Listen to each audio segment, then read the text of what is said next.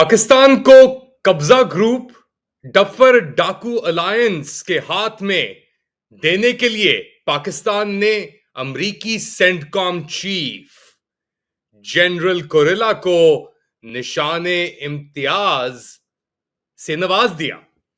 Late Ali show you के इस episode में आप सबको खुशामदीद। Do like, subscribe and share this content. अमरीकी सेंटकॉम चीफ जनरल कोरेला इस वक्त पाकिस्तान में है as part of regional chiefs of defence staff conference जो इस्लामाबाद में मुनक्किद की जा रही हो गई है बेसिकली।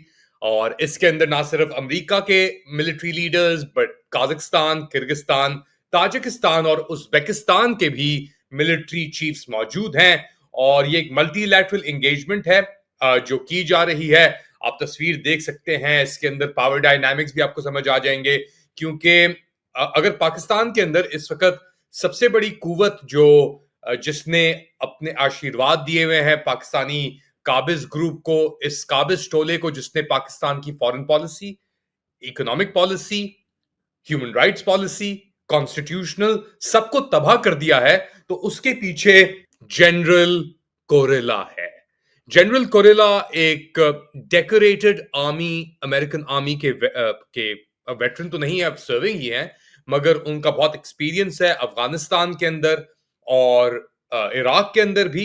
और वो बहुत करीब हैं इजराइल के। इनफैक्ट इजराइल ने भी उन्हें बहुत नवाजा है डेकोरेशन से और दीगर और चीजों से।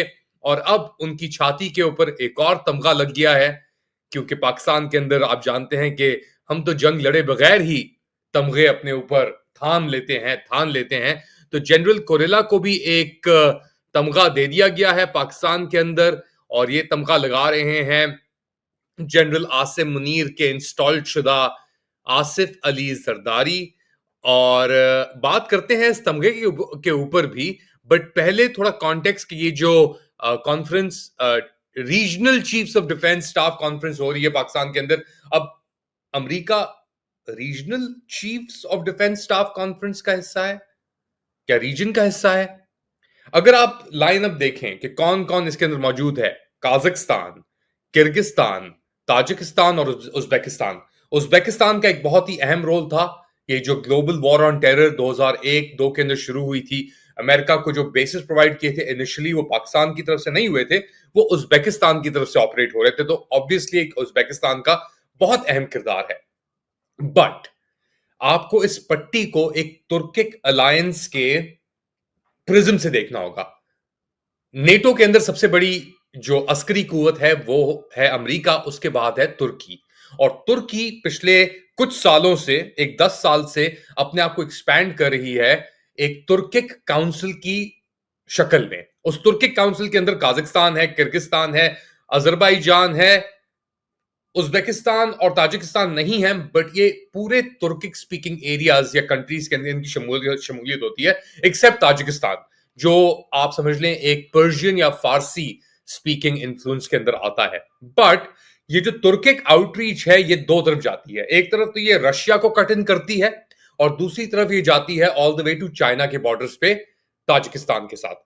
पाकिस्तान अब अपने आप को इस तुर्किक नेटो अलायंस के अंदर पाता है या समझता है, और उसकी एक्सटेंशन एक तरीके से अपने आप को देखता है।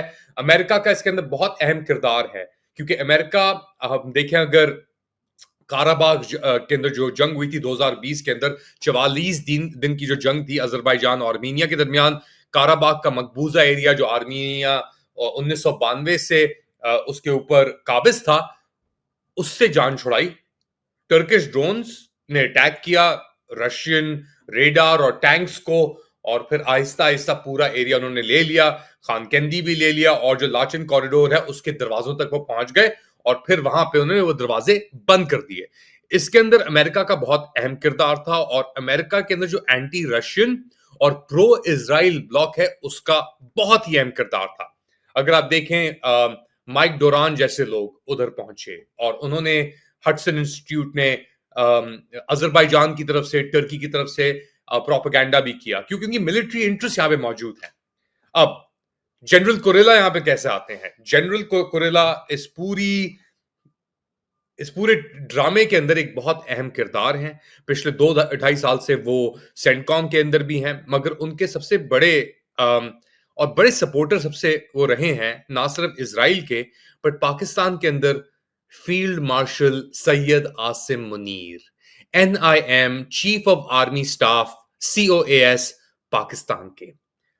तो एक तरीके से उसका शुक्रिया अदा करने के लिए जनरल कुर्रेला को निशाने इम्तियाज दे दिया गया है। और अब इनकी कन्फर्मिंग के बाद उनकी मुलाकात भी हुई सेंटकॉम चीफ माइकल कुरेला की हमारे सदर आसिफ अली जरदारी से, और उनकी कुरेला की विजनरी लीडरशिप को म्यूचुअल अंडरस्टैंडिंग के लिए, डिफेंस कोलैबोरेशन के लिए और काउंटर टेररिज्म के अंदर और मजीद इजाफा करने के लिए इनको ये तमगा दिया गया। अब इतने बड़े छाती के साथ इतना बड़ा बोझ संभालना, ऑब्वियसली तमगा तमगा तो मिलना चाहिए, मगर याद रखें ये आउटगोइंग सेंटकॉम चीफ है जिन्होंने एक तरीके से एक नया सिक्योरिटी पैराडाइम क्रिएट किया है, जिसके अंदर Turkey, central Asian countries, Pakistan, gulf और इजराइल, ये एक ट्रायंगुलेशन नहीं होती, उस तरीके से ये जनरल कुरेला की ट्रायंगुलेशन है जो प्ले आउट हो रही है इजराइल से लेके पाकिस्तान तक। इसके अंदर आमरीत को तरजीह दी गई, इंसानी हकूक को रद्द कर दिया गया, क्योंकि अमेरिका के अंदर तो ये चीजें हम देख रहे हैं एक हद तक हो रही है ना, कि वहां पे भी इंसानी हकूक को रद्द किया जा रहा है। और ऐसे कैरेक्टर माइकल कुरेला जैसे, कि ये बहुत बहादुर इंसान था, इसने अफगानिस्तान के अंदर अपेरेंटली आप बात करें उन लोगों से तो अपने छाती के ऊपर यानी मुकाबला किया फ्रंट लाइंस के ऊपर तालिबान का और दीगर और तंजीमों का। तो अमेरिका का जाना अफगानिस्तान से और पाकिस्तान का उस वक्त पाकिस्तान, अब तो खैर वो पाकिस्तान नहीं रहा, एब्सोल्युटली नॉट कहना एक बहुत बड़ा एक अलमिया था, क्योंकि अमेरिका चाह रहा था कि पाकिस्तान के अंदर उसे बेसिस मिले अफगानिस्तान छोड़ने के बाद, उसके पास एक काउंटर टेररिज्म या एक कोई लॉलीपॉप होना। ताज्जुब की बात इसमें यह है कि 24-48 घंटे पहले पाकिस्तान के आर्मी चीफ चाइना पहुंचे हुए थे, जहां पे उनकी फॉरेन मिनिस्टर वांग यी से मुलाकात हुई। इसाक डार मसरूफ थे एक इमरजेंसी मीटिंग में अमेरिका के अंदर, जहां पे उनकी मार्को रूबियो से मुलाकात हुई। अब क्या गेम हो रहा है, कैसे हो रहा है, क्यों हो रहा है? पाकिस्तान अपने आप को एक ब्रिज बनाने की कोशिश तो कर रहा है, मगर चाइना नहीं चाहता कि अमेरिका यहां पे घुसे, राइट? अमेरिका चाहता है वो हर जगह घुसे, ऐवान सदर में भी उसको तमगे मिले, पाकिस्तानियों को भी ड्रोन हमलों के अंदर मारने का उसे एक एजाज हासिल हो, वो जो चाहे अपनी मर्जी करे। एक अजीब सी सिचुएशन डेवलप होके रह गई है। और अब सेकंड पॉइंट के ऊपर हम आते हैं कि इसाक डार की जो ट्रिप थी अमेरिका, और वहां पे जो उसने स्टेटमेंट दिया, बेसिकली अमेरिका के अंदर अटलांटिक काउंसिल में बैठ के मार्को रूबियो से मिलने के बाद डॉक्टर आफिया सिद्दीकी की जो उनके साथ ज्यादती हुई है, जुडिशियल ज्यादती, उनको 86 साल की जो कैद दी गई है, उसको जस्टिफाई करने के लिए उन्होंने कहा कि जी इमरान खान और उसके अंदर कोई फर्क तो नहीं है, वहां पे भी ड्यू प्रोसेस है, यहां पे भी ड्यू प्रोसेस है। अब उससे जो आग लग गई है उस स्टेटमेंट से पाकिस्तान के अंदर, और कुरेला का उसके बाद आना और उसको तमगा देना, ये साफ साफ निशानियां हैं। It can not be clearer, वो जो कहते हैं ना कि इससे ज्यादा साफ अंदेशा और निशानी हमारे पास नहीं हो सकती। और इसीलिए शायद इसाक डार ने यह स्टेटमेंट इशू किया है कि जी जो कल मुझसे सवाल पूछे गए थे इमरान खान के केस के ऊपर अटलांटिक काउंसिल के अंदर, आफिया सिद्दीकी के केस को लेकर वो गलत तरीके से बयान किए जा रहे हैं, आउट ऑफ कॉन्टेक्स्ट उन्हें बयान किया जा रहा है। ये भी थोड़ी देर पहले इसाक डार आया है और उसने ये स्टेटमेंट दिया है इस चीज के ऊपर कि उसको गलत तरीके से इस्तेमाल किया जा रहा है। अब पीएमएलएन हुकूमत के अंदर कह रहे हैं कि हमने हर एफर्ट किया है, देखिए अभी उनकी बहन फौजिया सिद्दीकी से भी तो मुलाकात हुई थी। आपने जो कहना था इसाक डार साहब, और आपके अब जो अहलकार और सपोर्टर हामिद मीर जैसे, वो भी आए कह रहे हैं कि आउट ऑफ कॉन्टेक्स्ट लिया गया मुझे। बात वाज़ेह है, उधर भी ड्यू प्रोसेस, इधर भी ड्यू प्रोसेस, इधर जमहूरियत का कत्ल, उधर निशान इम्तियाज। पाकिस्तानी अंधे नहीं है और पाकिस्तानी बेवकूफ नहीं है। ये जो पूरी मिली भगत हो रही है, ये पाकिस्तानियों को सप्रेस करने के लिए हो रही है, क्योंकि एक बात याद रखें, जो फलस्तीन के अंदर इजराइल कर रहा है और उसकी सहूलतकारी, उसकी बैकिंग हो रही है, वही लोग पाकिस्तान के अंदर इंसानी हकूक पामाल कर रहे हैं, इस इंसानी हकूक खत्म कर रहे हैं। ये दोनों इश्यूज कनेक्टेड हैं। फलस्तीन और पाकिस्तान कनेक्टेड हैं क्योंकि इसके पीछे अमरीकी जबर और बर्बरियत स्पॉन्सरशिप है। भूलिएगा मत। आप लोग क्या समझते हैं? क्या आप इत्तेफाक करते हैं निशान इम्तियाज देने से? जी वो हमारे पार्टनर है सबसे बड़ा, उसने हमारे साथ क्या किया है, हमारी तारीख के अंदर उसने हमें इस्तेमाल किया है अमेरिका ने, और हमें डिस्कार्ड किया है अमेरिका ने। कोई गुंजाइश नहीं है पाकिस्तान के अंदर दुगले गेम खेलने की, डबल गेम्स खेलने की।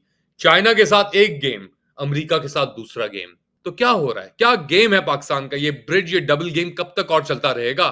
ये निशान इम्तियाज कितना भारी पड़ेगा पाकिस्तान को? कितनी रकम देनी पड़ेगी पाकिस्तान को इसके लिए? बताएं मुझे कमेंट सेक्शन में। Do like, subscribe and share this content. अपना ख्याल रखिएगा, अगली बार तक।